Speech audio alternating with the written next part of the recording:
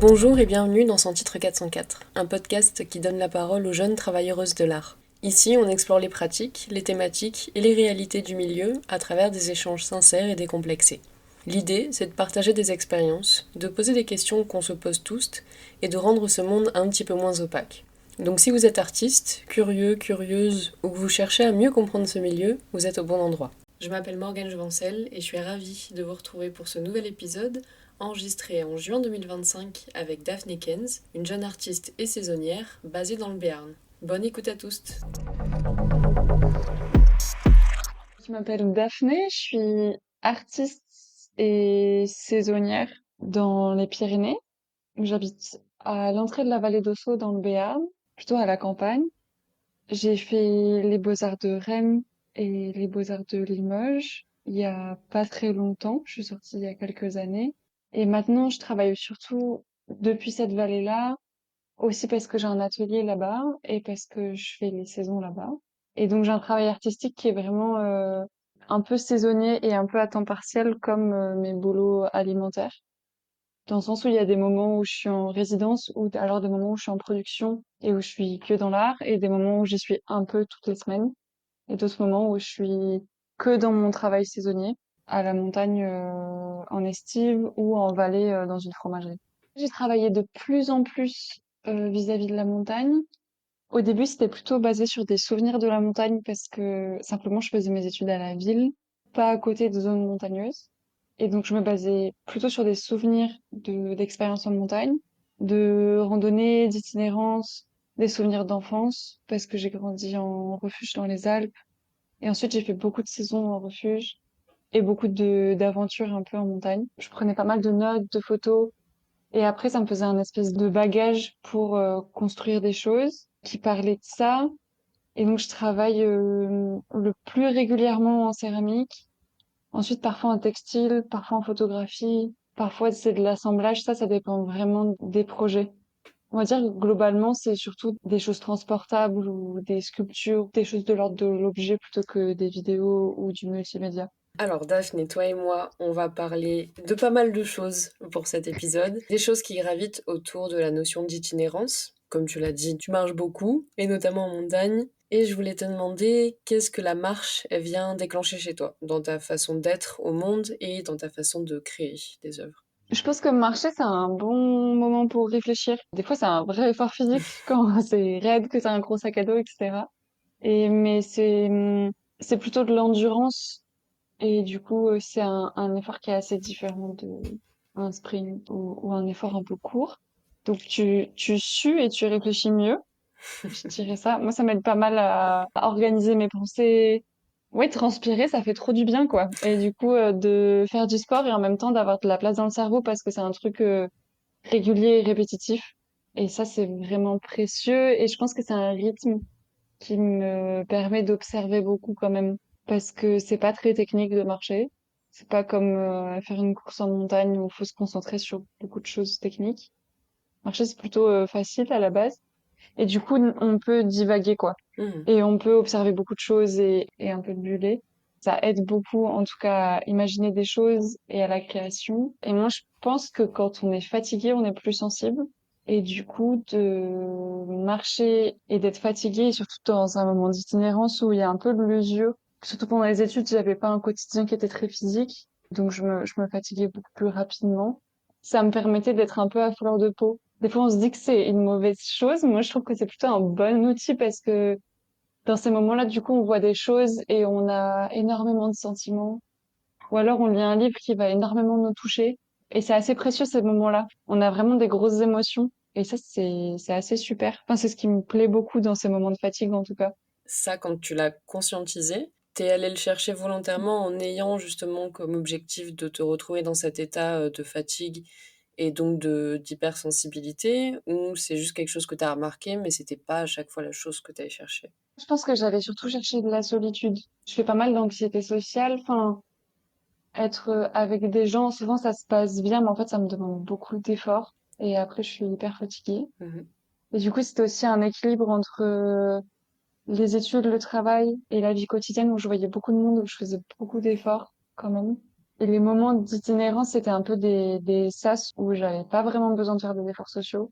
Et ça revient beaucoup quand même dans des récits d'itinérance ou juste des récits d'aventure en montagne, particulièrement chez des femmes. Ça revient beaucoup ce truc où quand tu marches toute seule et que t'es une meuf, et ben t'arrêtes d'être une femme socialement. T'es juste un être vivant avec un sexe féminin, tu vois. Ouais. Mais en fait, on s'en fout si tu pisses à côté du chemin et on s'en fout si t'as tes règles et que t'as une tâche ou quoi. Enfin, il y a beaucoup de choses qui sont vraiment plus faciles, quoi. Et du coup, c'est un peu un moment de soulagement aussi. Et j'avais même pas pensé à cette approche-là. Je l'ai conscientisé assez tard et plus après en lisant des choses sur l'écoféminisme. Mais oui, au début, c'était vraiment un soulagement et après, je me suis rendu compte que c'était aussi ces choses-là, quoi. Oui, donc en fait, il y a un ensemble de choses qui interviennent dans ce besoin d'itinérance que tu as en tant qu'être humain, mais aussi en tant qu'artiste. Et Mhm. ça s'élève à différentes échelles, quoi. Donc il y a aussi l'aspect environnemental, enfin que tu adores être dehors, mais Ouais. aussi être seule, et la condition de femme, et bah, le kiff de la marche aussi, quoi. Ouais, c'est vraiment tout un petit univers un peu complexe. Et dans la création, c'est intéressant aussi parce que je peux pas fabriquer grand-chose quand je vais marcher. Ouais, Là, dans mon quotidien, j'ai vachement ce truc où j'ai l'impression qu'il faudrait que je fabrique tout le temps des trucs. Enfin, j'ai l'impression qu'on est beaucoup de jeunes artistes à avoir cette pression-là. Et en fait, au moins, quand t'es dans une itinérance ou dans un truc comme ça, bah, t'as un peu ce truc d'équipement minimal. Et moi, il y a plein de fois où je fais un peu exprès de pas prendre grand-chose parce que ça fait du bien aussi de se dire que je vais juste écrire ou je vais juste faire deux, trois croquis et encore plus, j'absorbe plein de trucs et c'est super. bah t'en fais pas, on va y venir juste après. Mais avant ça, je voulais qu'on reste un petit peu sur le rapport au corps, dans la Mhm. déambulation, dans l'itinérance, le fait de marcher dans l'environnement sur lequel tu vas travailler, les sensations, tu vois, corporelles et aussi émotionnelles. Est-ce qu'il y en a justement que t'aurais pas si tu regardais juste le paysage? Genre, tu vois, tu peux très bien arriver à Mm. un point de vue en voiture, te poser, regarder Oui. et partir, quoi. Oui, ça, je pense qu'il y a vraiment l'élément sport et l'élément fatigue. C'est pas pareil quand t'as plein de trucs qui viennent d'un coup et quand tu mets 4 heures à arriver au col et avoir la vue. Oui. T'apprécies pas les choses pareil. Et je pense que le fait de la fatigue physique et de plein de choses, t'as des sensations corporelles que tu ressens plus. Mhm. Aussi parce qu'il se passe plus de choses, quoi, dans ton corps. Que t'as chaud, t'as froid, j'en sais rien, t'as une poussière dans l'œil, t'écrases un truc, il y a le sol qui change. Enfin, c'est un peu, bon, merci Daphné, on va tous marcher en forêt, mais il se passe plein de trucs. Ton expérience, elle est un peu plus globale, quoi. Mhm. Oui, je pense qu'on touche mieux les choses, qu'on est un peu plus sensible, qu'il y a la temporalité qui s'étire un peu. Du coup, t'es jamais trop à 5 minutes près, quoi. Ce qui change pas mal parce qu'après, quand t'as des rendez-vous, quand t'es dans un quotidien, enfin, en tout cas à l'école ou au boulot, ou là, quand il y a des horaires, etc., moi, il y a plein de fois, je me retrouve à 10 minutes près. Et quand tu fais un sport un peu long, bah, t'as moins ce regard sur le timing. Mhm. Sauf si tu fais des trucs de compète ou alors de record personnel, etc. Mais en tout cas, là, dans l'itinérance, c'est un peu ça que j'aime. Oui, je pense que c'est assez global, quoi, Mhm. qu'on perçoit mieux les choses. Ce principe de lenteur et de temps long, c'est devenu quelque Mhm. chose d'important dans ta pratique ou simplement dans ton rapport à l'environnement que tu traverses? Je pense que c'est un truc que j'essaie d'apprendre. Je suis assez influençable. J'essaie vite de, justement, avoir un peu la pression de devoir aller rapidement ou d'être efficace ou de travailler beaucoup. Et je vois bien dans des travaux d'artisanat ou dans des travaux d'art artisanat, enfin bon, bref, tout ce panel de création, ou même dans les écrits, dans beaucoup de choses qu'on fabrique, je vois bien que aller rapidement, c'est pas toujours la meilleure solution. Il y a des fois où ça marche très bien, mais quand même pas tout le temps. Et il y a beaucoup de démarches qui me plaisent aussi parce qu'elles prennent du temps et je pense que j'ai un respect pour ça. Hmm. Et du coup, j'ai l'impression que j'essaie de me former à prendre plus de temps, quoi. Ok. Du coup, c'est comme si j'essayais de m'encourager à ça, tu vois. Ouais, ouais, je capte. Ça fait combien de temps que tu es dans cet apprentissage? Je pense que ça date de la licence quand même, ça fait quelques années, hein. Bah, ça prend du temps de Mais oui, prendre son temps, quoi. Ouais, ça prend du temps, ouais. Mais parce qu'il y a tout qui revient hyper rapidement, quoi. Oui, dans la fabrication, ça a l'air bien d'être patient. Moi, il y a plein de fois où je fais un peu des stratégies de fabrication en me disant, waouh, faut pas que je fasse ça parce qu'en fait, je vais en avoir trop marre et je vais le bâcler et ça va être nul, quoi. Du coup, j'essaie de trouver des astuces pour que je m'amuse un peu, comme ça, je m'ennuie pas, j'ai pas vachement de temps, ça va être un peu mieux, juste pour pas s'agacer, quoi. Mhm. Ça aide vraiment à mieux fabriquer les choses. Quand tu es en itinérance, est-ce que tu te sens plutôt dans un rapport d'écoute avec le paysage ou dans une sorte de d'observation active? Genre, est-ce que ça a changé ton rapport au paysage depuis que ça fait partie intégrante de ta pratique? Ou tu arrives à quand même séparer les deux et il s'avère qu'ensuite ça découle dans ta pratique artistique? Non, c'est pas vraiment séparé. En fait, dans ma tête, il y a juste la vie, quoi. Pour mon projet de mémoire, j'ai travaillé sur les cabanes en montagne et sur l'itinérance et où est-ce qu'on dormait quand on marchait en montagne, quelle place prenait toutes ces nuits passées dehors. Et en fait, dans les écrits de ce mémoire, en gros, j'ai repris plein de carnets et j'ai beaucoup écrit pendant des itinérances dans le but de faire ça, mais aussi j'écrivais pour moi. Ok. Et après, moi, j'ai juste choisi ce que je développais, quoi. Après, j'extrayais des morceaux de texte.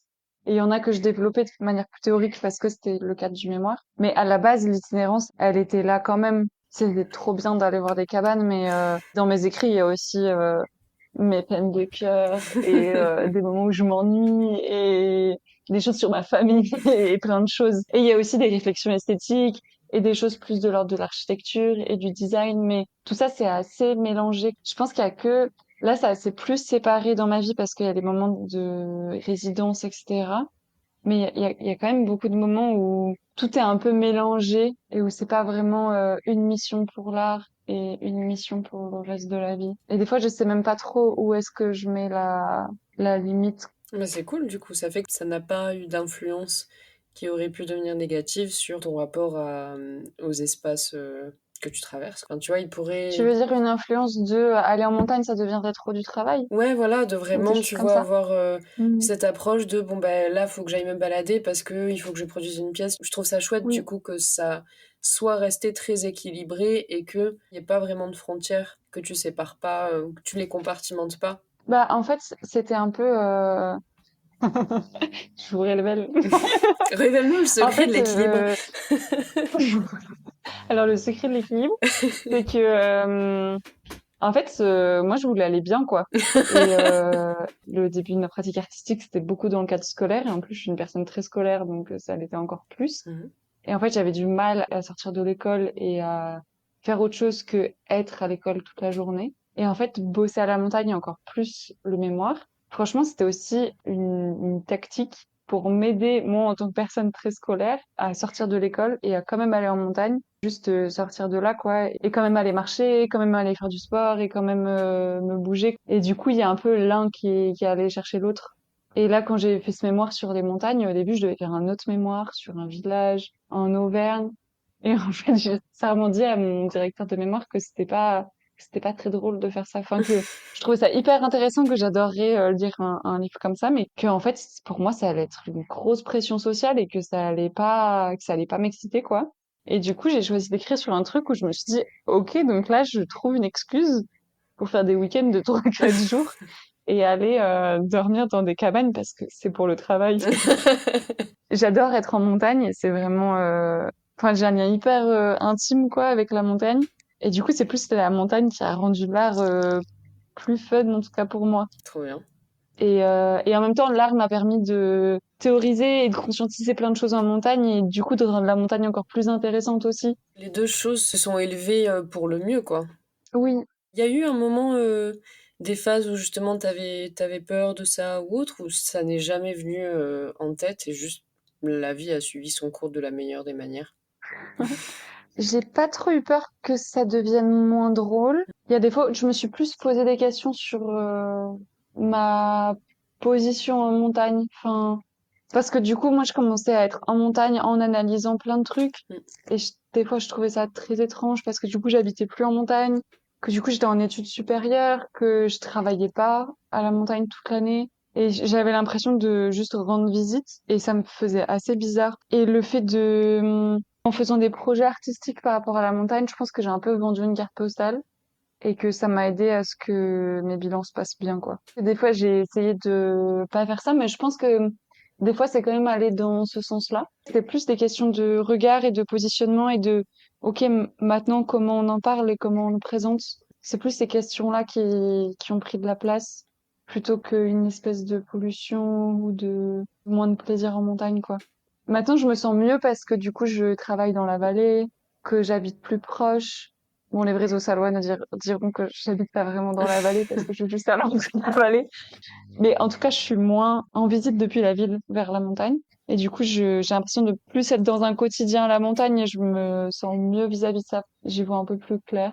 Oui, c'est difficile parce qu'il y a tout un imaginaire qui vient avec la montagne, encore plus avec les Alpes quand je bossais plus dans les Alpes. Et des fois, on a vraiment des automatismes, quoi, d'interprétation et de pensée quand on voit des images de montagne. Et on pense tout de suite à avoir envie qu'on nous raconte des accidents ou des choses très excitantes ou je sais pas, des records ou des fois c'est vraiment une espèce de truc qu'on a envie qu'on nous raconte des sales aventures, quoi. Et c'est pas facile de naviguer là-dedans. Parce que moi, ce qui m'intéresse, c'est plus un truc plus quotidien et plus régulier. Et en plus, je suis pas du tout une grande alpiniste ou quelqu'un qui fait des sports à risque. Ouais, ça c'est plutôt ça qui a été compliqué. Ouais, ça fait partie des choses que je voulais aborder un peu plus tard, mais c'est bien qu'on en parle maintenant. C'était justement sur ces questions de représentation de la montagne, qui est souvent approchée sous l'angle de lieu de conquête, tu vois, d'exploit ou de performance sportive. Et donc je voulais savoir pourquoi et comment ton travail, il en propose une autre lecture, plus à échelle humaine et moins à échelle de compétition, victoire. Mon travail, je pense qu'il paraît pas très ambitieux. Je dis pas du tout ça comme une autocritique ou quelque chose de négatif, mais dans le sens où je fais pas des choses très grandes. Déjà, très concrètement, quoi. Je fais pas des toiles immenses, je fais pas des photos immenses ou des choses comme ça. Donc déjà, concrètement, il est plutôt à l'échelle du corps. Et ça, c'est complètement voulu, j'avoue, d'avoir quelque chose qu'on puisse déplacer et qu'on puisse s'approprier. Et c'est pour ça aussi que c'est surtout des objets liés à l'humain, parce qu'en fait, ce qui m'intéresse, c'est plutôt l'humain dans la montagne, ou l'humaine, des gens vivants, quoi, le quotidien des humains. Donc, je m'adapte un peu à notre taille d'humain.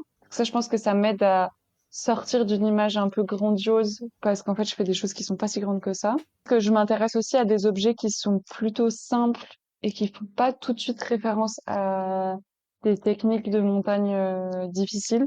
Enfin, par exemple, quand je travaille sur des gants ou des éditions ou que j'ai une clé de portage, c'est pas des objets qui sont directement liés à de l'alpinisme ou des sports de haute montagne. Au début, je travaillais un peu avec des outils d'escalade où je voulais faire des broches à glace, des crampons, des trucs comme ça. Et en fait, je suis un peu redescendue de ça aussi pour élargir, parce que j'ai envie d'avoir des objets que plus de gens ont déjà vus. Là-dedans, il fait pas forcément référence à des sports extrêmes, quoi. Il y a certains objets comme la clé de portage, c'est vraiment un outil de travail. C'est plus un truc que les porteurs utilisent, que les gardiens de refuge utilisent, qu'on utilise sur des chantiers. Et du coup, c'est pas, enfin, c'est moins connoté. Pour ça, je pense que ça s'extrait un peu, ouais. Mais franchement, c'est encore un travail, hein. Je pense qu'il y a des trucs qui m'échappent encore un peu. C'est pas non plus un travail très radical. Enfin, en tout cas, je propose pas une grosse alternative. Simplement, je m'intéresse à quelque chose qui se passe en montagne, mais qui est pas de l'ordre de l'exploit. Il y a aussi un effacement de ma personne, peut-être qui aide un peu aussi. C'est-à-dire? Dans le sens où moi, je propose des objets, des photos, des récits où il n'y a pas grand monde qui est visible. Il y a des photos où on voit des gens, mais pas tant que ça. Ça aide à avoir quelque chose de quand même plus doux et plus silencieux. C'est un travail où il y a plutôt une absence qu'une revendication d'une ascension ou d'une expérience. Je le partage parce que je trouvais que c'était une super remarque. Et c'est dans une conférence de Annie Lebrun où elle critique le fait de faire des œuvres monumentales et elle dit que ça crée une sidération du spectateur et que en gros c'était un outil de pouvoir. Peut-être que c'est pas ce qu'elle voulait dire, je suis désolée Annie Lebrun. Mais en tout cas moi je l'ai compris comme ça, que c'était un outil en tout cas assez autoritaire de faire quelque chose de très grand qui te dépasse et que du coup t'avais une sidération. Et le mot sidération il est hyper fort Ouais, quoi. de ouf. Parce que c'est vraiment un mot qui est utilisé dans des situations de violence et de choses très dures. Et en vrai, Annie Lebrun, elle le sait, elle a écrit sur des pratiques sexuelles, sur plein de trucs hyper intenses. Donc je trouve ça fou qu'elle utilise ce mot, enfin ça m'a un peu waouh. Et je me suis dit du coup que je voulais pas du tout faire ça. Et je me suis dit ok, peut-être que si on veut un peu rester à notre place, peut-être qu'il faut faire des choses plus plus petite, plus légère. Ça m'arrange parce qu'en plus, c'est transportable. Mm. Mais c'est aussi pour traduire que moi, en montagne, je me sens pas du tout la reine du monde, quoi. Enfin, il y a un peu ce cliché de aller au sommet et dire je suis le roi du monde. Quand on bave en montagne ou j'ai jamais fait des trucs ultra durs ou quoi, mais je sais pas, j'ai déjà eu un peu peur ou il y a plein de gens qui sont en montagne et qui se rendent compte qu'il y a plein de risques que tu maîtrises pas forcément parce qu'il y a beaucoup de paramètres. Et c'est aussi un terrain où il y a énormément d'accidents, que tu te sens pas vraiment le roi du monde. Je pense que tu sens que il y a toi et ton corps et que autour il se passe beaucoup de choses mais que ça t'appartient pas du tout. Et c'est pour ça aussi que je trouve ça chouette que ça reste à la taille de l'humain parce qu'on en parle entre humains et que ça reste un peu à l'échelle de notre corps.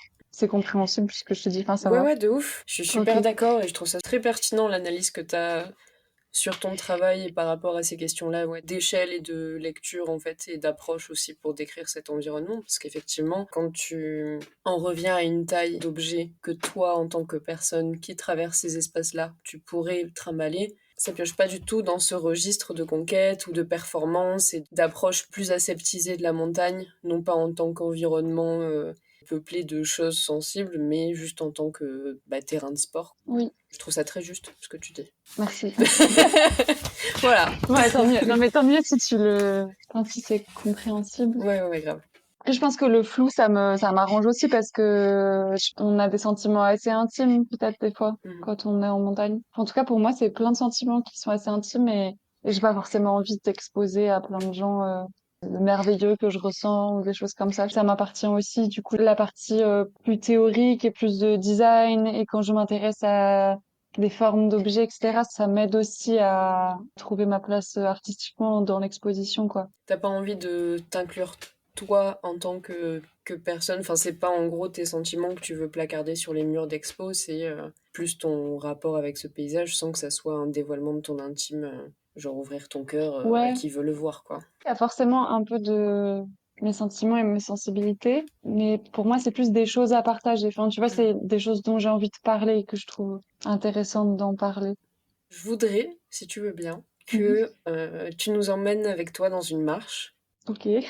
Que tu nous dises ce que tu perçois, ce que tu ressens, les éléments auxquels tu vas faire attention et les autres que tu vas essayer peut-être de réduire. Réduire dans le sens, tu vois, de pas y faire trop attention, pas écouter tel bruit ou pas faire gaffe à, je sais pas, le fait que tes chaussettes sont en train de descendre dans ta chaussure, tu vois. Enfin voilà, qu'est-ce qui te passe par la tête quand tu marches en montagne? Ah, waouh, c'est hyper dur comme question. Oui. Mais ça dépend de ce qui se passe dans ma vie. Qu'est-ce qui se passe quand je marche en montagne? Je pense que c'est difficile parce que là, on parle beaucoup d'itinérance et maintenant, je fais moins d'itinérance. Je fais un peu des allers-retours depuis la vallée. Et puis là, maintenant, je commence à travailler en estive et du coup, c'est beaucoup plus immobile que l'itinérance. Je regarde beaucoup les cailloux et beaucoup les textures que ça fait. Mais ça, c'est le côté céramique aussi. J'observe plein de trucs et franchement, ça peut être vraiment beaucoup de choses. Même quand je croise des gens et qu'ils ont des équipements, des fois, il y a quand même des belles lignes ou des belles choses, quoi. Et il y a plein de choses où je m'imagine les fabriquer et je me demande si ça va être marrant. Et qu'est-ce qui va être dur ou quoi. Enfin, ça, c'est un peu mon passe-temps favori.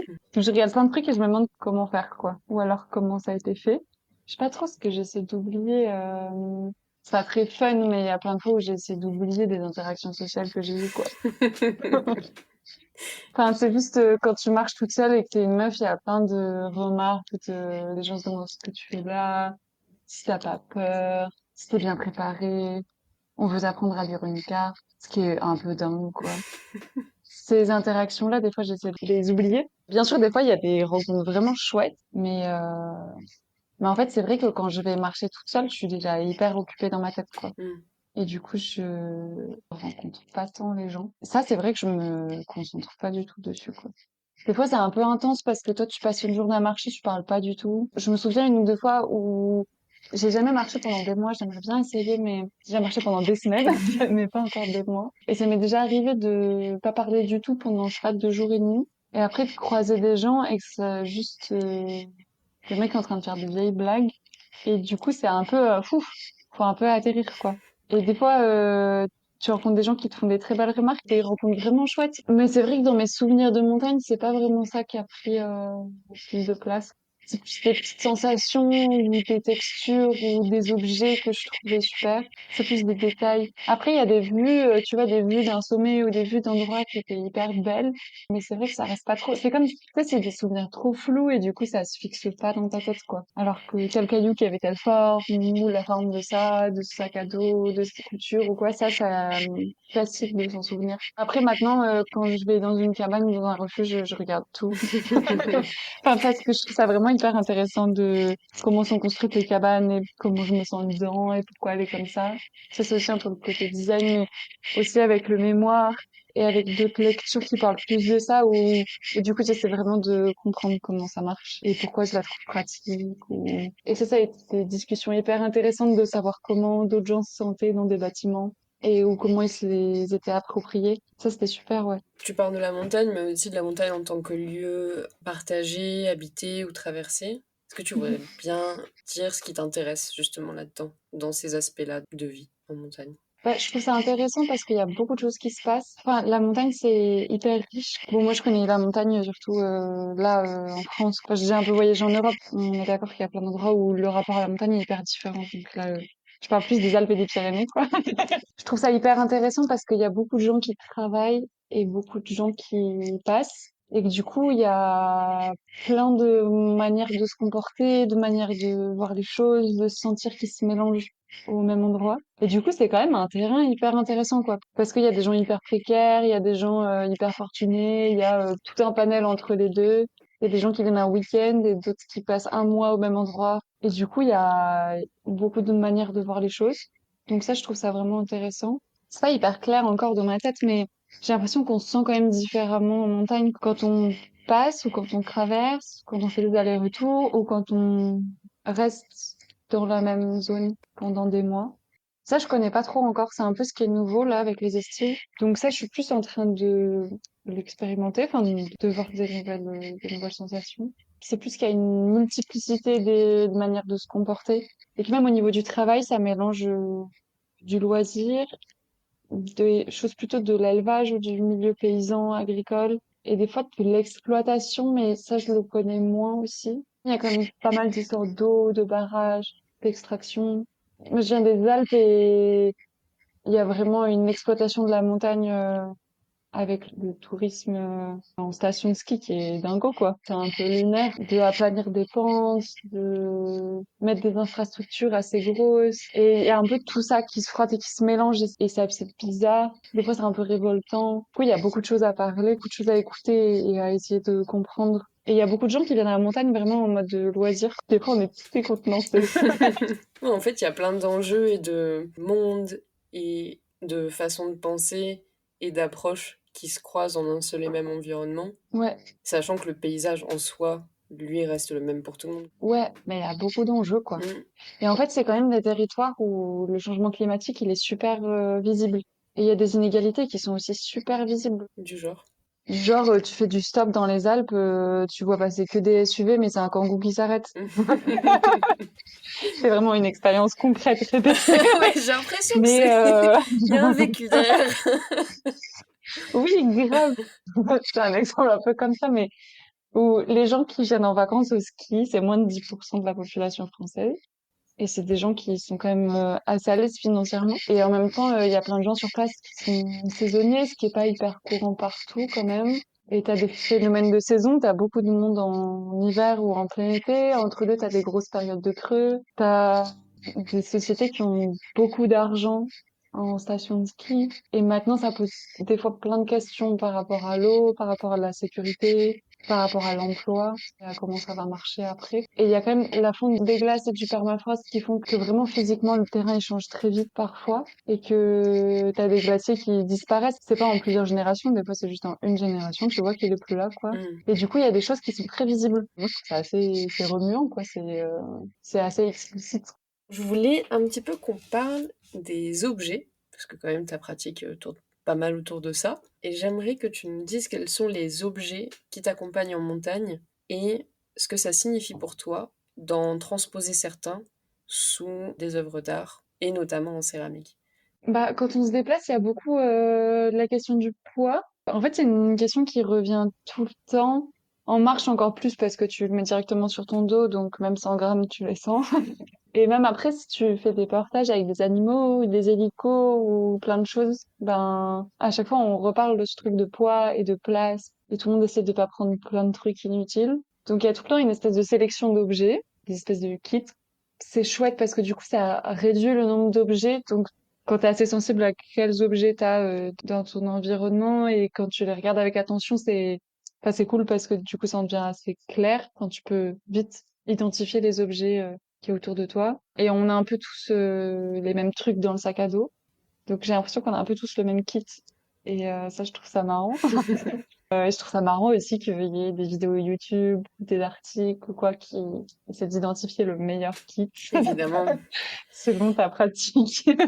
Et avec ces super photos et vidéos d'objets étalés au sol et tout. Enfin, je trouve ça assez cool et assez beau. Et en même temps, c'est vraiment des tout petits objets hyper techniques, quoi, avec des fois des matériaux de ouf et des technologies de ouf.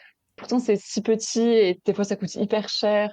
Et du coup, c'est vraiment des petits concentrés, quoi, de toutes ces choses. Je sais pas si j'ai des objets un peu auxquels je tiens énormément dans mon sac à dos. Des fois, certains trucs, beaucoup par rapport à leur praticité. Mais par contre, ceux qui m'intéressent à retranscrire après artistiquement, c'est plutôt les objets auxquels on peut se référer, des choses justement qui font partie du kit commun, quoi. Des objets qui m'intéressent à fabriquer. Dans la technique, je vais me dire, ok, c'est cool, c'est des petits assemblages. Ok, là, il y a un retour, je sais pas trop comment le faire, ça va un peu me challenger. Enfin, il y a vraiment un intérêt purement technique où j'ai un peu envie de m'amuser. Et là, par exemple, les gants, les frontales et tout, c'est aussi des objets qu'on retrouve dans plusieurs approches et dans plusieurs sports ou dans plusieurs métiers. Et c'est aussi des objets qui sont pas genrés et que du coup, on va facilement reconnaître et qu'on aura facilement déjà utilisé. Je me dis que c'est plus facile pour discuter des choses. On est beaucoup à avoir déjà mis des gants ou des choses comme ça. Donc c'est pas mal pour ça, ouais. Et je pense qu'il y a aussi un truc, voilà, un peu esthétique aussi, où en ayant grandi dans un endroit où il y avait beaucoup de sports de montagne et tout, il y avait un peu ce truc de marque et de couleurs et des derniers skis, les derniers gants et tout. Et je pense que c'est aussi plein d'objets que j'ai observés pour plein de raisons depuis longtemps. Du coup, je les ai déjà un peu dans l'œil aussi. Oui, ça fait un petit peu partie du décor quotidien et des choses que tu vois depuis super longtemps. Donc ça peut paraître assez logique que ça vienne à un moment donné dans ta pratique. Est-ce que tu as déjà emmené justement des pièces avec toi? Ou en tout cas, est-ce que tu as déjà ou t'aimerais produire des pièces qui pourraient réellement être utilisables en, en Oui, je randonnée? l'ai déjà fait, mais c'est un secret. Bon, on va pas dire où c'est. Que oui, j'ai déjà emmené des objets en montagne plutôt utilitaires à laisser dans des cabanes. Je pense que ça m'intéresserait bien de faire des objets pour faire peut-être des photos ou des vidéos ou de la perf Mhm. en montagne. C'est déjà des idées que j'ai eues. Il y a des trucs où j'ai un bon plan pour le faire, quoi, mais ça s'est pas trop concrétisé. Aussi plutôt parce que c'est difficile d'avancer un projet en étant seul. J'ai rencontré quelques artistes qui bossent un peu sur des vêtements en montagne ou enfin, tu vois, sur ce truc un peu d'équipement et tout. Peut-être qu'il manque un peu l'occasion, quoi. J'ai un peu des idées, j'ai un peu des envies, mais j'ai pas trop l'occasion. Et pour l'instant, le boulot en montagne me prend du temps aussi. Et donc, j'ai un peu du mal à faire ça. Donc le bivouac, les outils, les matériaux portables et en soi le sport extérieur, ça parle d'un rapport concret au monde. Est-ce que, selon toi, c'est également une manière d'aller à contre-courant d'une idée de confort ou de consommation? Oui, ouais, je pense que c'est un essai de ça. Bah, c'est comme j'essaie de m'encourager à être plus patiente. Bah, j'essaie un peu de m'encourager dans ce truc d'être dehors et d'avoir moins d'objets et de travailler dans ce milieu de la montagne. T'es dans un bain qui t'influence. Et en fait, en ce qui me concerne, la ville, c'est un mauvais bain, quoi. Que je vais en ville et j'ai envie de me peser le soir et d'acheter plus de vêtements et j'ai un peu honte parce que je peux pas me payer ces chaussures-là. Il y a plein de questions pas très agréables qui reviennent à la charge et du coup je pense que je cherche des environnements qui m'influencent dans le sens où je veux aller et aussi je m'amuse bien, hein, ça va. De trouver du plaisir à aller faire du bivouac, ça me va comme plaisir. C'est aussi une direction morale qui me convient bien. Et c'est conscient, et là, de faire aussi de l'art en habitant en ruralité, c'est aussi un choix conscient. pas travailler dans un refuge énorme, mais là maintenant de plus aller en estive et de essayer de me rapprocher un peu plus de la paysannerie, c'est aussi voulu. T'en as rapidement parlé tout à l'heure. Je crois que t'as même utilisé ce mot-là, ou un mot qui y ressemble énormément. L'itinérance, le fait de, comme tu l'as dit, emporter peu de choses, parce que ben, chaque gramme, tu le portes sur ton dos, de faire avec ce qu'il y a sur place. Ce principe de dépouillement et de choses simples et essentielles, est-ce que c'est aussi une posture politique, en plus d'être une question de logistique? Je pense que logistiquement, c'est pratique. Mm.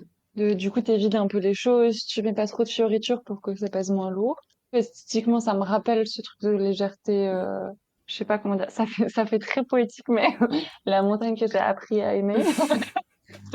En tout cas, la montagne où j'ai grandi, c'est dans les écrins et c'est des montagnes qui sont très minérales, qui sont un peu dépouillées quand même parce que c'est très sec, qu'il y a beaucoup d'éboulis, que c'est un peu des grandes falaises et il y a un truc assez ouvert. Enfin, c'est pas du tout des forêts luxuriantes ou quoi, c'est plus des pentes et de la roche nue. Il y a des endroits où il n'y a pas de sol, quoi. Enfin de sol dans le sens de terre. Moi, ça m'a appris cette esthétique-là. Forcément, j'ai grandi là-dedans et j'adore ces endroits-là et j'y suis très attachée. Donc, c'est des caractéristiques esthétiques qui me parlent très fort. Dans aussi les teintes de gris, dans les rugosités, dans plein de petits détails, c'est sûr que ça revient. Politiquement, ça m'embête un peu parce qu'il y a quelques années, j'ai vu une vidéo d'une militante d'extrême droite qui parlait de l'esthétique queer et qui disait qu'un intérieur fouillé et mal rangé, c'était preuve de un intérieur de la tête fouillé et mal rangé et qu'en gros, si ton apparence c'était le bazar et que c'était pas lisible, ça veut dire que ce que tu vivais, c'était le bazar et que c'était pas lisible. Ok, Et je me suis dit, merde, en fait, avec mon dépouillement et mes lignes claires et le blanc, etc., ouais. j'avais l'impression d'être dans des esthétiques qui craignent un peu, quoi. Et je sais pas quoi en faire encore. C'est une autre vision de la chose qui est entendable. Et je suis embêtée par ça. Mais promis, moi, c'est pas pour l'extrême droite que je fais ça. C'est clair que il y a un côté assez rigide aussi. Moi, je le fais pour l'amour du minéral et parce que j'aime bien ces lignes claires et j'aime bien ces teintes-là. Et que je pense qu'il y a une autre lecture de ça qui peut être vue comme une sorte de rigueur et quelque chose de peut-être un peu strict et de dépouillé et d'un peu pauvre qui est associé à beaucoup d'autres valeurs. Et il y en a où je pense que oui, on me les a inculquées et il y en a où je pense que c'est pas forcément ce que je veux. Ça fait vraiment partie des choses auxquelles je réfléchis, mais je sais pas trop quoi en faire. En même temps, le côté décoratif, etc., il y a plein de projets que je trouve très cool là-dedans et plein de copaines qui font des choses qui se rapprochent de ça aussi et je trouve ça trop bien. Et en même temps, c'est pas du tout une esthétique qui me parle moi en termes de fabrication, quoi. Comment tu choisis les matériaux que tu utilises en atelier et donc dans ta pratique? Donc on a déjà mentionné la céramique, tu as parlé de photos également. Voilà, je voulais Mhm. savoir, est-ce que tu avais un rapport particulier avec les matières que tu emploies? Comme je disais avant, il y a beaucoup de choses en montagne et dans mon environnement qui m'ont mené à aimer certaines choses. Et du coup, le rugueux et aussi des fois le métal. Et en fait, dans cet environnement, je viens un peu piocher des matériaux aussi. Pas concrètement, enfin, je vais pas chercher des pierres en montagne pour les travailler, par exemple. Mais je me sers des matériaux récurrents pour parler de la montagne. Du métal, de l'aluminium, du minéral, le tissu, le papier, parce qu'il y a beaucoup les cartes, les topos. Ça, c'est des choses qui reviennent. Ça m'aide à fabriquer une famille d'objets aussi. Vu que je fais plusieurs objets et que souvent je les arrange comme des espèces de kits dans des espaces d'exposition ou comme des ensembles, le fait que il y ait par exemple des épaisseurs de terre qui soient récurrentes, certaines techniques des fois aussi, mais aussi le fait que ça soit du coton, les teintes de gris, la céramique, l'aluminium, et que finalement il y a pas tant de matériaux différents que ça m'aide aussi à avoir une récurrence de matériaux et à faire mieux un lien entre les différents objets. Ça, c'est aussi une espèce de tactique. Et après, il y a aussi un choix, des fois, financier, de type de matériaux. Il y a des tissus qui me plairaient beaucoup, mais où je les achèterais pas. Pareil pour les métaux. Il y a aussi des caractéristiques techniques. Mais il y a pas mal de fois où je parle de refuge et de cuisine en refuge, plus de les matériaux du refuge et les outils du refuge. Même là, en fromagerie, en montagne, on a plein de fois, on a de l'inox, etc. Mais en fait, l'inox, c'est l'enfer à travailler, quoi. L'aluminium, c'est beaucoup plus facile. Oui. Et en plus, ça se récupère mieux. Enfin, plein de trucs où je vais plus bosser avec de l'aluminium qu'avec l'inox. Mais ça aussi, c'est une manière de faire référence à un environnement. C'est pas entièrement dû à des contraintes financières, ça intervient quand même, quoi. Oui, ça intervient quand même. C'est aussi pratique une fois qu'on a un stock de tissu de pouvoir utiliser tout le temps le même, ou une fois qu'on a un stock de terre de pouvoir cuire tout le temps la même terre parce que t'es habitué, tu sais comment elle réagit, t'as Mhm. les bons émaux. Bon, je dis ça, mais pour l'instant, Tu je n'émailles fais que pas. des tests en émail, je fais pas de pièces émaillées, mais c'est aussi pratique. C'est vrai qu'en montagne, il y a aussi d'autres matériaux très techniques. Je sais pas si ça me plairait trop de les travailler. Des fois, c'est aussi des matériaux compliqués, quoi, plein de trucs un peu plastiques et tout. C'est pas très excitant pour bosser. Tu vois, par exemple, des trucs un peu en matière textile, plastique et tout. Je sais pas, tout ce qui est les combinaisons et tout. Il y a tas de trucs où esthétiquement, je trouve ça fou. Je sais pas comment dire. Mes yeux trouvent ça beau et mon cœur trouve ça nul, quoi. Je trouve ça chouette, ça me dirait bien de les dessiner ou des trucs comme ça, mais après, à fabriquer un objet avec ces matériaux-là et tout, je crois que ça me plairait pas tant. Dans ton Ouais. texte de portfolio, tu évoques le fait que tu travailles à partir de ta mémoire des paysages que tu as traversés. Donc en sous-entendant plus ou moins que tu dessines pas sur le vif, que tu produis pas dans la montagne, mais après cette expérience-là. Qu'est-ce qui, selon toi, se transforme entre l'expérience directe et le moment de création? Et est-ce que tu prends quand même des photos ou des notes pendant que tu marches, pendant que tu es à l'extérieur, histoire de garder quand même différentes temporalités sur le souvenir? Quand je suis en montagne, oui, j'écris, je dessine un peu, mais pas tant. Je fais des photos plutôt de détails, de trucs qui m'intéressent ou de trucs que j'aimerais bien redessiner. Mais en fait, principalement, j'écris parce que j'ai envie de me souvenir de plein de sensations ou de plein d'idées. Parce que vu que plein de fois je suis toute seule, ben je gamberge pas mal et que ça aide d'écrire dans ces cas-là. En fait, j'ai pas envie de raconter mon sentiment à moi dans ma petite journée en montagne. J'ai envie de parler des éboulis ou de l'effondrement ou de ce sentiment-là en cabane ou de le fait qu'il y ait que des couvertures à carreaux et que ce soit de la laine. Et j'ai plus envie de parler de ces choses-là, mais qu'elles soient pas forcément aussi situées, aussi datées et aussi personnalisées que si je le retranscrivais directement, tu vois. Ouais, ouais, ouais. Travailler à partir de mes souvenirs, ça m'aide à faire un pas en arrière aussi. Il y a vraiment une différence entre ma vie intime et ce que je vais raconter à des amis, par exemple, et ce que je raconte en art. Il y a beaucoup de choses qui se croisent et qui se mélangent, et bien sûr, il y a des éléments communs. Ça n'a pas exactement la même place non plus. Aussi parce que, du coup, l'art, c'est aussi mon travail. Donc ça sort de l'atelier, quoi. Le souvenir, ouais, ça prend un peu un pas sur le côté. Et moi, en tout cas, ça m'aide à avoir la distance que j'ai envie d'avoir, ou alors des sentiments, oui, qui sont intimes, mais où je me dis, ah, peut-être c'est intéressant de l'emmener quand même. Je pense que c'est un peu la même chose. Tu vois, tu parlais des paires de gants, Ouais. et il y a plein de gens qui m'ont dit de les mouler. Et moi, je trouvais que de les modeler, ça voulait dire que c'était pas un gant en particulier, mais que c'était juste un gant. Que si je moule un gant, ça veut dire que c'est un gant que j'ai acheté et que c'est telle marque et telle paire et qu'il y a telle usure parce que, je sais pas, mon frère les a utilisés ou un truc comme ça. Alors que si juste je les dessine et que j'essaie de refaire le patron, bah en fait, c'est plus vraiment ce gant-là, c'est un peu flou. De toute façon, c'est un redessin, j'ai changé la fermeture. Enfin, c'est plus vraiment le gant de la marque, c'est juste un type de gant. Et j'ai l'impression qu'avec là, avec cette histoire de mémoire, c'est un peu ça aussi. Du coup, c'est plus vraiment ma journée du, je sais pas moi, 12 septembre, je sais pas trop quoi, mais c'est plus le sentiment de ou le fait de et que ça prend un peu ce recul-là.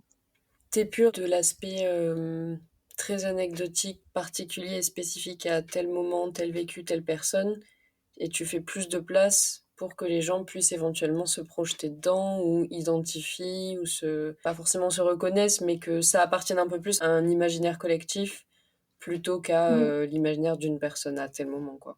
Ouais, c'est ça. Est-ce que certains paysages, certaines formes ou même des sensations reviennent souvent dans ta mémoire et même dans ta prise de notes, tu vois, des choses auxquelles tu es constamment attentive et qui reviennent encore et encore. Ouais, c'est vraiment des petits trucs. J'aime bien les couches et les strass, les trucs un peu feuilletés. Souvent les cailloux, mais aussi, tu vois, dans les vêtements et les choses qui sont pliées, qui se superposent et tout ça, j'aime bien. Je saurais pas trop expliquer, mais j'aime bien, je trouve ça assez beau. Et aussi, je trouve ça hyper cool de voir les différentes strates de différentes roches. Je suis là, waouh! Et du coup, t'essaies d'imaginer pourquoi la montagne, elle est pliée comme ça, comme ça, comme ça. Je trouve ça assez impressionnant parce que ouais, c'est dingo, quoi. Du coup, il y a souvent ça quand même. Et j'adore les éboulis. Je trouve ça assez fascinant. C'est vraiment des grandes étendues, c'est plein de blocs en équilibre. Puis c'est impressionnant, quoi, de se dire que c'est des morceaux de la montagne là en tas. Je trouve ça un peu fou. C'est un côté un peu dramatique. Et en même temps, c'est aussi vraiment drôle de marcher sur des gros blocs. Il y a des éléments comme ça que j'aime beaucoup. Après, il y a plein de petites sensations que j'adore. D'être dans le brouillard. Ou tu sais, quand t'es dans le brouillard et c'est très humide et tu commences à avoir des petites perles sur les cils. Ça, à chaque fois, j'y fais attention. Et il y a plein de petits détails comme ça que j'aime bien. Je saurais pas trop artistiquement parler de tout. Je sais pas si j'ai envie de parler de tout. Je pense qu'il y en a où oui, ça revient. Les feuilletages et tout, ça revient. Et il y en a où non, pas encore. Je fais souvent des formes qui sont, je sais pas, ouais, ça va être dur à expliquer. Toutes les choses que je fais, souvent, elles se déposent. C'est pas souvent des choses qui se fixent au mur ou des choses comme ça. Du coup, j'aime bien tous ces systèmes d'accroche, etc. Et c'est aussi parce que j'adore le fait que tu poses un objet et qu'il fasse pas semblant de s'enfoncer dans le sol, tu vois. En gros, il se pose, il a pas un angle hyper affûté et hyper net, où il est vraiment posé partout dans le sol, mais il est un peu biseauté et du coup, ça se voit qu'il est posé. Tu as un exemple en tête? Je sais pas trop comment expliquer ça, mais je pars un peu dans tous les sens, mais dans le sens où j'adore ces trucs des gros blocs et tout, et je pense que c'est pour ça que j'aime trop les sculptures et les formes, et j'ai plein d'autres artistes aussi qui sont vraiment déposés, où tu vois les points d'appui, tu vois, de Ok, la forme. ouais. Enfin, des fois, ça se traduit par tout à fait autre chose, quoi. Mhm. Oui, c'est pas forcément des choses qui sont ensuite visibles dans ton travail, mais ça a sa place dans ton imaginaire, dans ton cerveau, quoi. Ouais, carrément. Et je pense que c'est pour ça qu'il y a plein de... J'ai plus les noms en tête parce que les diplômes sont loin, mais tu vois, des artistes du land art, mais qui font plutôt des fois des choses assez monumentales. Je crois que j'aime pas trop parce que c'est un peu immobile, quoi. Alors que moi, j'aime bien ce truc dans le paysage où des fois tu sens que ça tangue un peu ou alors que c'est vraiment ancré, mais tu vois des points d'appui, tu vois la logique de la forme et le poids, etc. Ton approche et ta lecture de la montagne, et ensuite le fait de travailler ça plastiquement, et même quand on parle, il y a quand même une approche assez douce et assez délicate. Et je trouve que ça se retranscrit énormément, notamment dans tes céramiques. Plein de gens, je crois, je t'en avais parlé aux Beaux-Arts, de quand on te voit faire de la céramique, il y a vraiment un truc tellement méticuleux parce que c'est tellement précis aussi. T'essaies quand même et tu réussis à faire du tissu en céramique quand on voit les fausses trappes des gants, chaque différente épaisseur, à la limite de l'étiquette que tu rajouterais aussi sur le gant. Donc il y a voilà cet aspect très fin. Et je voulais savoir si c'est une manière de renforcer l'approche sensible que tu veux transmettre dans ta pratique sur la montagne, ou si c'est simplement en fait ta manière de travailler, et vu que dans tous les cas tu veux faire des objets qui nécessitent d'être méticuleuse, c'est forcément présent. C'est un peu de tout ça.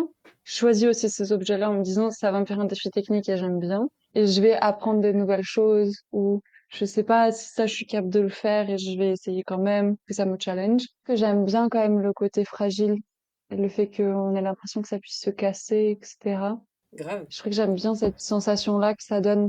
C'est pas très pratique professionnellement parce que tout le monde a hyper peur à chaque fois et que tout le monde est très stressé. Ouais, à Anglette, le fait que tu poses les gants en céramique sur le sol, même le régisseur était là, t'es sûr que tu veux pas mettre une mise à distance ou un truc, et toi tu t'y Ouais. opposais. Enfin, c'est très intéressant, tu vois, ce rapport-là, parce que en plus, mais tu as passé des heures, quoi, à faire ces gants. Et bah, la céramique, enfin toute personne qui l'a pratiqué sait que même si tu passes des heures à modeler une pièce en céramique, c'est pas dit que ça passe à la cuisson et que ça pète pas en cours de route ou même au séchage. Enfin, genre chaque étape est super. Stressante. Oui, voilà, c'est ça. Franchement, des fois, c'est stressant, quoi. Mm. Surtout quand tu commences à avoir un calendrier. Oui, moi, j'aime bien ce côté fragile. J'ai pas envie que mon travail soit sur un piédestal. Enfin, très concrètement, quoi. J'ai pas hyper envie qu'il soit sur un socle ou sur d'autres trucs. Mm. Du coup, j'ai l'impression que paradoxalement, ça renforce le fait qu'il ait une fragilité. Je trouve que ça donne plus de présence à la pièce et de force à la pièce, le fait qu'elle puisse se briser. Des fois, c'est un peu facile aussi, mais le fait que ce soit difficile à faire ou délicat, des fois, c'est agréable aussi de voir des pièces qui sont délicates à faire. Du coup, ça aussi, ça les renforce dans le fait qu'on les apprécie. Je pense pas que je les fasse pour ça, mais ça fait partie de la pièce. Ma première intention, c'est que ça m'intéresse de la faire et que ça m'excite un peu de la faire. Évidemment.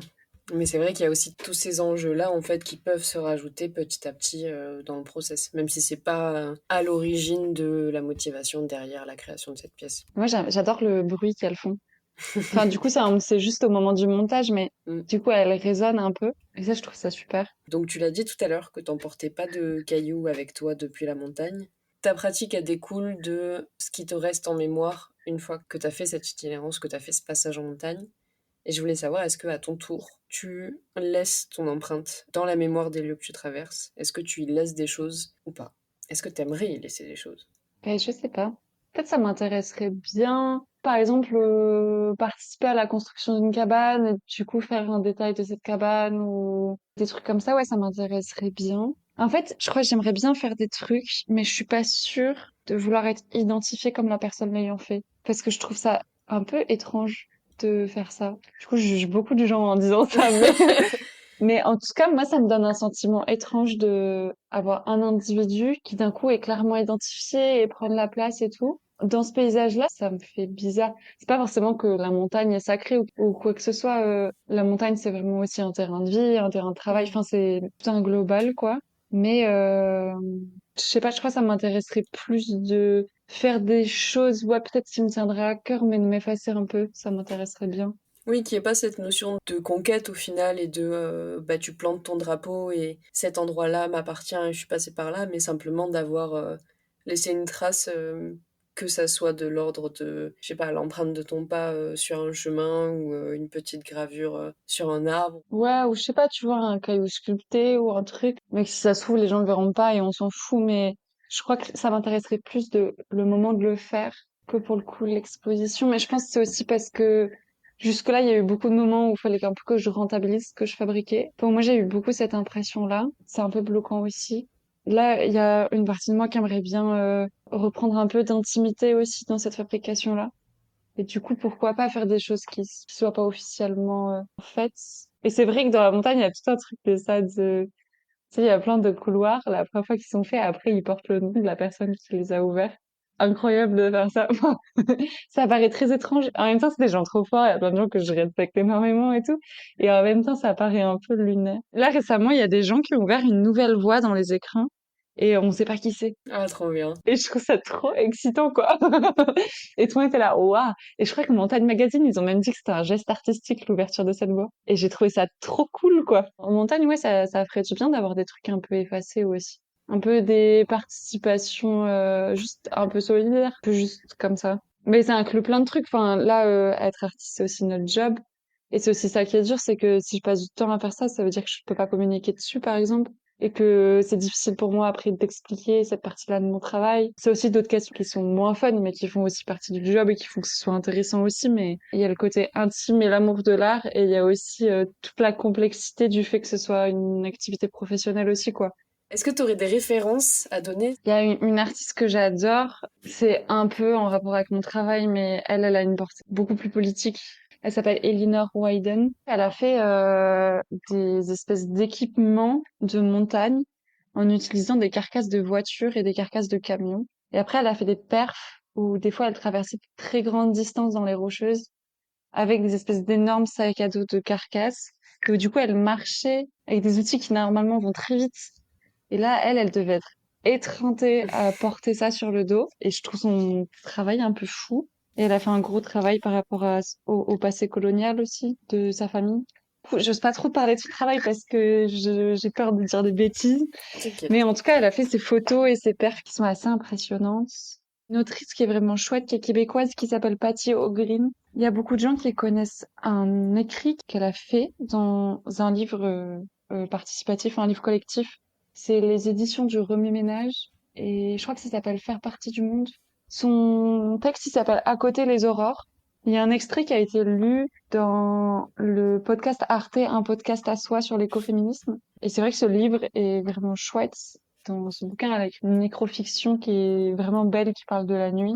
Et l'été dernier, j'ai lu un livre, un roman qui s'appelle Je chante et la montagne danse. Faut se préparer parce que c'est un peu intense. Ok. Enfin, c'est beaucoup d'émotions, mais pour l'instant, c'est mon livre préféré. Est-ce que tu aurais un conseil ou des conseils à donner aux jeunes et futures travailleuses de l'art? Je pense qu'il faut pas rester tout seul. Bien sûr, être tout seul, ça peut faire partie de tes envies, etc. En tout cas, il faut oser parler des difficultés du quotidien avec des amis artistes et que ça aide beaucoup de faire ça, même si tu as envie de travailler tout seul et que des fois c'est chouette aussi d'être un peu dans son monde et que des fois quand il y a des coups de blues ou des choses comme ça, c'est vraiment cool d'oser en parler entre artistes parce que j'ai l'impression que c'est un truc hyper récurrent, quoi. Que dans la création, en fait, il y a beaucoup de gens qui ont des moments de creux et voire parfois des moments de dépression et que c'est assez récurrent dans la création assez solitaire, genre aussi pour des auteurs ou toutes ces choses-là que tu fais un peu seul et où des fois je pense que tu as du mal à avancer dans ta journée. Là-dessus, c'est cool d'avoir une vigilance par rapport à ça. C'est pas très joyeux comme conseil, hein. Non, mais c'est très juste. Et effectivement, pour l'instant, que ça soit de l'ordre de l'écrit, genre critique, commissaire, ou que ça soit de l'ordre plastique, j'ai pas croisé une seule personne qui allait méga bien tout le temps, déjà, Ouais. ce qui est vraiment sad. Il y a tellement de témoignages et d'expériences similaires, mais juste qui sont pas forcément dites, ou qui sont pas partagées, donc tu peux te sentir seul dans le fait de pas te sentir forcément très bien. C'est affreux de savoir que les autres souffrent aussi, mais il y a un aspect Mhm. réconfortant en mode ok, mais je suis pas solo à être dans ce mal-être ou à avoir vécu ce type d'expérience ou autre. Et ça aide pas à aller mieux, mais ça aide à se sentir pas seul, quoi. Oui. Et des fois, pouvoir parler d'un truc ou d'un stress. Moi, ma sortie d'école, un des trucs qui m'a le plus aidé, c'est avec Marie Lafaille, qui est artiste. Elle a un travail assez varié, mais elle a une formation en bijoux contemporain. Et on a fait un espèce de deal de être amie, mais être aussi amie artiste. Et du coup, quand je suis en panique sur des dossiers ou qu'à un moment ça va pas, bon, dans ma vie aussi en tant qu'amie, mais par rapport à l'art, je sais que Marie, je peux l'appeler et lui dire, en fait, j'ai l'impression que ce que j'écris, c'est nul. Mhm. Et qu'elle va pas me dire, mais non, Daphné, t'inquiète pas, mais qu'elle va regarder et me dire, ça, c'est pas terrible, mais ça, c'est bien. En tout cas, de avoir cette ouverture de pouvoir en discuter, je pense que c'est vraiment une des choses qui m'a le plus aidé à la sortie d'école, quoi. Trop bien. Je crois qu'on en avait parlé un petit peu de cette relation de soutien mutuel que t'as avec Marie, ouais. J'en ai parlé à plein de gens, je crois. Bah tu m'étonnes, enfin en même temps, Je me suis dit que c'était une trop bonne technique, il mais fallait la grave. dire à tout le monde. Ma dernière question, c'est quel sujet ou quelle personne t'aimerais me voir inviter pour un futur épisode? Oh là là, pfiou. J'ai envie de recommander des potes, mais du coup, j'ai aussi envie de recommander des gens que je connais pas pour savoir ce qu'ils ont dans la tête. Qui j'aimerais que t'invites? Ah là là, cette question, quoi. Euh, très bonne question. J'aimerais bien que t'invites une copine parce que je pense que c'est intéressant, qui s'appelle Roxane. C'est Roxy Vermis sur Instagram. On partage notre atelier. Elle fait de la céramique aussi, mais elle fait d'autres médiums. Elle est aussi patronne d'un café, restaurant, espace culturel. Et du coup, elle travaille à la fois sur des volumes et plastiquement, mais aussi sur un peu de l'événement. Et dans une vallée en montagne, enfin, je trouve ça assez intriguant aussi. Si tu veux inviter Elinor Whedon, je serais hyper fan. Ok, bah je vais lui envoyer J'adorerais. un petit SMS tout à l'heure, ouais. Ah voilà, très bien. Faisons ça. Il y a un ancien de l'école qui s'appelle Corentin Tillois. Il est vacher et il fait des trucs super beaux. Il a participé à l'Envers des Pentes il y a un an, je crois, la résidence là en montagne. Et lui, j'aimerais bien savoir ce qui se passe dans sa tête. Marguerite Soulier, elle est bergère, elle fait du textile. Et elle a repris les études aux Beaux-Arts de Lyon en section textile. Et elle aussi, je serais curieuse de savoir comment ça se passe. Je sais qu'elle doit être sur le site du Bel Ordinaire. Ok. Elle y va en résidence là, ce jour-ci, je pense. Bah, écoute, Daphné, merci beaucoup pour ce moment. Merci. C'est très chouette. Je suis très contente que tu aies accepté mon invitation. Ouais, ça va. Merci d'avoir écouté cet épisode de Son titre 404. Toutes les références et liens pour découvrir le travail de Daphné sont en description. Si vous avez des retours ou des suggestions, n'hésitez pas à venir échanger avec moi sur les réseaux. Et bien sûr, abonnez-vous pour ne rien manquer des prochains épisodes. À très bientôt!